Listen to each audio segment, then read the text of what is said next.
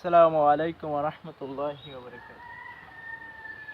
সুপ্রিয় দর্শকবৃন্দ, আমি আজকে এই ঘাস হয়েছে, এই ঘাসগুলো নিংড়িয়ে দিচ্ছি। এই যে আলহামদুলিল্লাহ গাছে পর্যাপ্ত পরিমাণ জালি সেট হয়েছে, আর ইনশাল্লাহ কালকে আমি হারভেস্ট শুরু করব। আমাদের এই করলা প্রজেক্টের জন্য আপনারা দোয়া করবেন। আলহামদুলিল্লাহ খুবই সুন্দর হয়েছে। যাক, এটা আল্লাহর নিয়ামত, আলহামদুলিল্লাহ। এই ঘাস হয়েছে, এখানে আমি মালচিং ব্যবহার করিনি। এখানে মাটিতে লাগাইছিলাম, টমেটো ছিল এখানে, টমেটো ছিল। সে অবস্থা টমেটোর মাঝখানে যে স্পেসটা ছিল, জায়গাটা ছিল, সেই জায়গাটাই ভেবে দেখলাম লাগাই দিই পরীক্ষামূলক। এগুলো হচ্ছে ইন্ডিয়ান জাত, এখনো নামকরণ করা হয়নি। এটা ইন্ডিয়া থেকে দিছিল বীজটা ট্রায়ালের জন্য। আলহামদুলিল্লাহ খুবই ভালো, রোগ প্রতিরোধ ক্ষমতা অনেক বেশি, গাছে মাশাআল্লাহ ধরনও খুবই ভালো।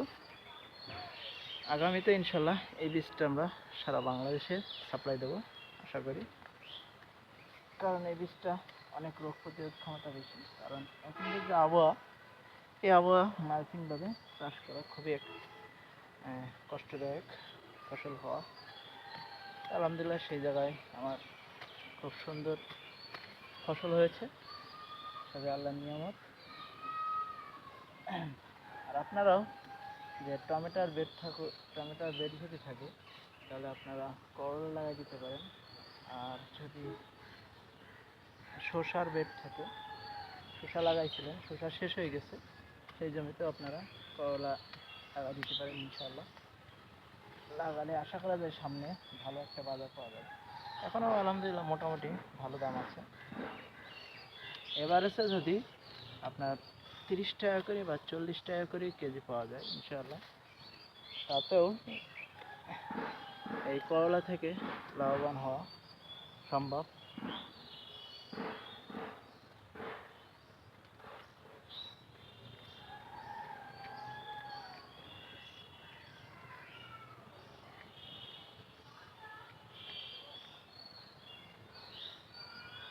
পরিশ্রমের বিকল্প নাই, পরিশ্রম করতে হবে। পরিশ্রম না করলে আপনার কোনো ফসল ভালোভাবে উৎপাদন করতে পারবেন না।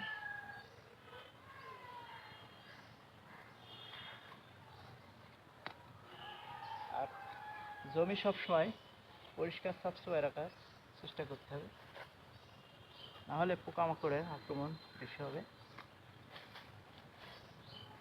এই যে আলহামদুলিল্লাহ, এই যে ময়লা,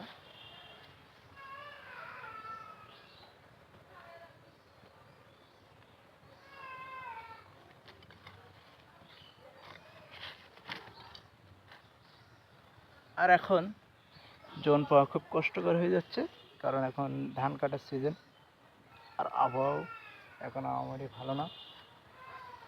এ কারণে সবাই ধান কাটায় ব্যস্ত। এই জন্য আমি এটা ঘাস নিংড়ে উঠতে পারি নাই। এই জন্য নিজে নিজে সকাল ফজরের নামাজ পড়ে চলে আসছি মাঠে, এসে আগাছা পরিষ্কার কার্যক্রম শুরু করেছি। তা আলহামদুলিল্লাহ খুবই ভালো লাগে, কারণ আলহামদুলিল্লাহ যে পরিমাণ আমার ফল ফুল সেট হয়েছে, আল্লাহর কাছে শুকরিয়া আদায় করি। ইনশাআল্লাহ আশা করা যায় এখান থেকে ভালো কিছু একটা হবে। আর আমাদের প্রজেক্টের জন্য দোয়া করবেন। আমরা আবার মে মাসের শেষের দিকে ওই সাইডের দিকে মরিচ লাগিয়ে দেব। এই সময় মরিচ, আপনারা যদি কেউ মরিচ চাষ করেন, তা এই সময় মরিচ যদি চাষ করতে পারেন তাহলে মরিচে ব্যাপক একটা লাভবান হয়ে যায় এই সময়।